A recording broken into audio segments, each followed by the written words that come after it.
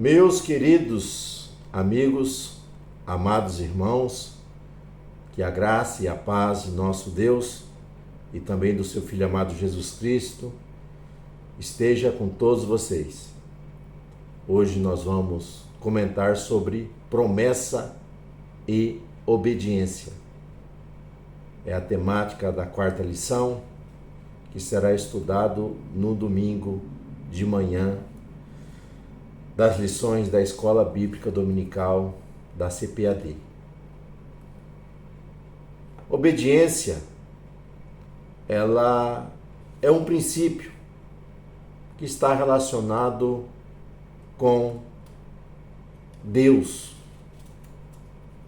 O próprio Cristo, ele dá o exemplo de obediência, obedecendo o Pai diante de todas as coisas, cumprindo a palavra de Deus na sua totalidade.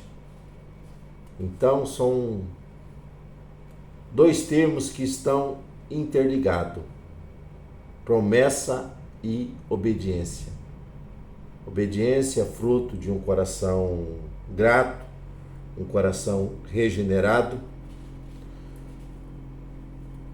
e se dispõe a obedecer a Deus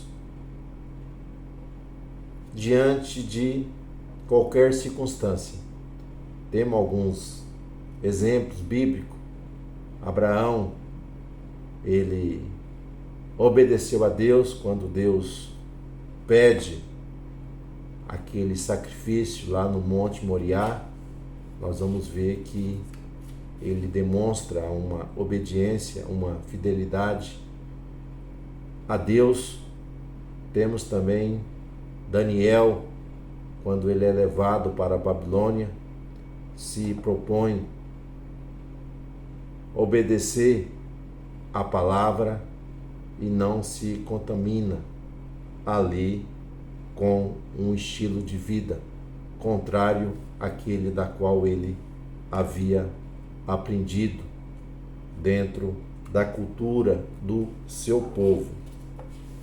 E o nosso comentador, ele vai trazer aqui que a obediência ela faz parte tanto do antigo como do novo pacto. Ela não caducou. É um princípio que continua válido para que possamos alcançar as promessas e as bênçãos de Deus.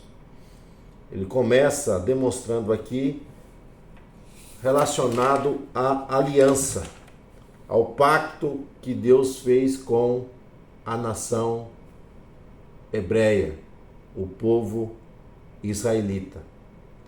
Quando Deus ele tira o povo ali do Egito e chega até ali o Monte Sinai, também conhecido como Horebe, nós vamos ver que Deus vai fazer um pacto.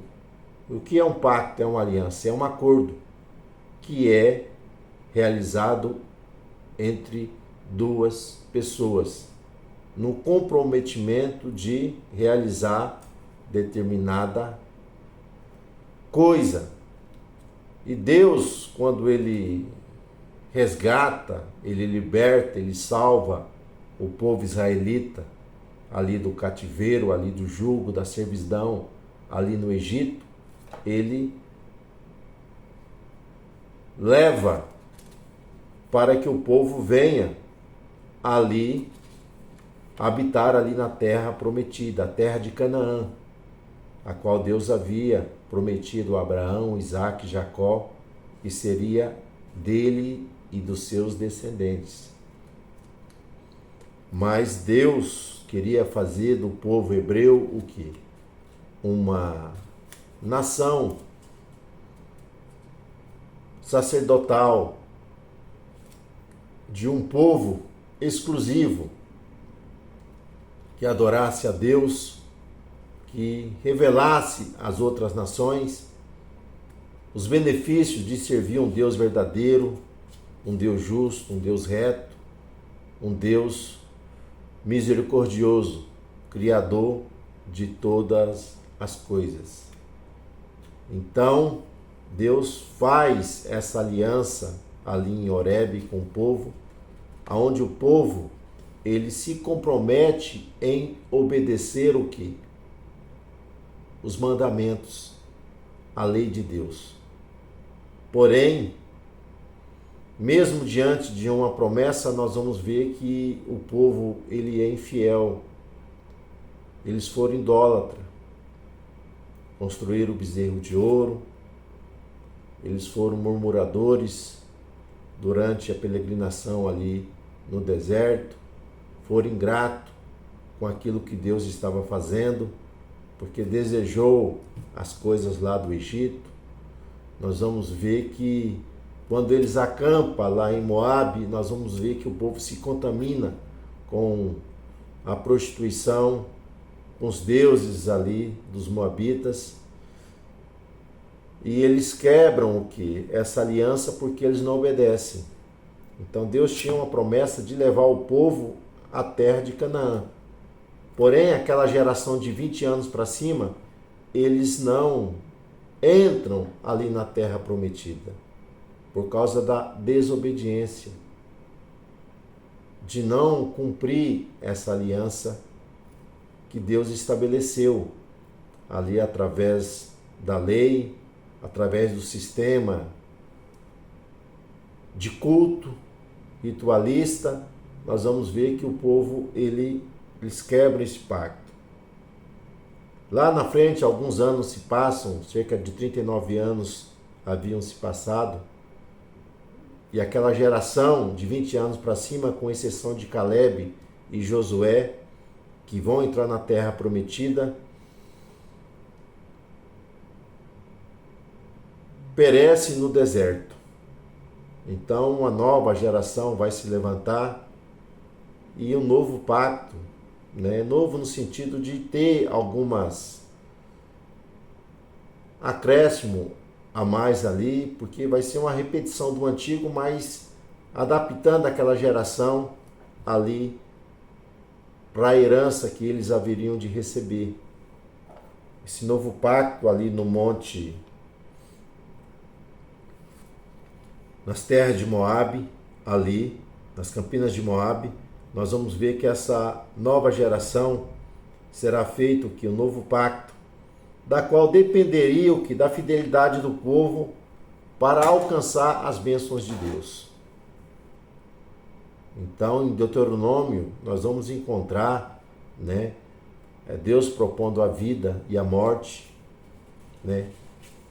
Ali nos dois montes nós temos aquele cenário, Monte Gerizim, aonde Deus vai usar uma dinâmica, colocar uma tribo no monte, outra tribo em outro monte, eles vão fazer aquela recitação ali das bênçãos no Monte Gerizim. E no Monte Ebal, eles vão fazer o que? A citação das maldições, se não cumprir essa aliança, esse concerto. Nós vamos ver que mesmo o povo sendo desobediente, Deus se demonstra misericordioso, cheio de compaixão com o povo, O povo, eles vão ser expulsos da terra, Deus vai trazer de volta, depois o povo vai sofrer novamente alguns jogo de países estrangeiros, vai ser destruído Jerusalém no ano 70, mas em 1948 nós vamos ver que o povo, eles novamente surge como uma nação ali na terra de Israel. Deus demonstrando ali a sua graça, o seu favor para com a nação israelita. Só que o profeta Jeremias já havia profetizado que um novo pacto seria feito. Não que o antigo ia se tornar obsoleto, mas que o pacto antigo, a aliança antiga, ela estava baseada no exterior. na observância da lei, dos rituais, nós vamos ver que os sacrifícios, eles eram contínuos, porque eles não perdoavam o pecado, apenas os pecados eles eram cobertos. Embora a lei fosse justa, boa, a lei fosse reta, mas a lei não tinha poder de regeneração sobre o homem. A lei ela apenas apontava o quê? O pecado. Mas ela não tinha poder o quê? De regeneração. Então as pessoas na antiga lei, elas acabavam sendo salvas também pela graça e pelo favor de Deus. Mas você pode dizer, não, a graça veio com Cristo. Não, a graça já é revelada antes da fundação do mundo. Porque Jesus é cordeiro morto antes da fundação do mundo. Deus já tinha um plano de salvação para toda a humanidade antes da fundação do mundo. Embora era necessário preparar um povo, né, da qual viria o Messias, mas a graça de Deus já é demonstrada, né? Já antes da lei. Por quê? Nós vamos ver no caso de Noé. Noé alcançou graça aos olhos do Senhor, né?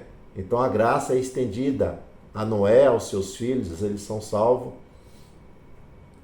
Então, Jeremias, ele fala o que desse novo pacto, dessa nova aliança que Deus faria com seu povo, aonde Deus escreveria o que as suas palavras, elas seriam colocadas dentro do coração, no interior do homem. Então Paulo disse, né, a respeito disso, né, que a letra, ela não tinha poder vivificante, mas na graça nós vamos ver que com a manifestação do Espírito Santo, porque é o Espírito Santo que nos ajuda para que a palavra de Deus, ela seja verdadeiramente o quê? Obedecida em nossos corações. Então, a obediência, ela sendo não uma questão de ritualismo, de legalismo, mas uma questão de um coração quebrantado, de um coração transformado, para obedecer a Deus em espírito e em verdade.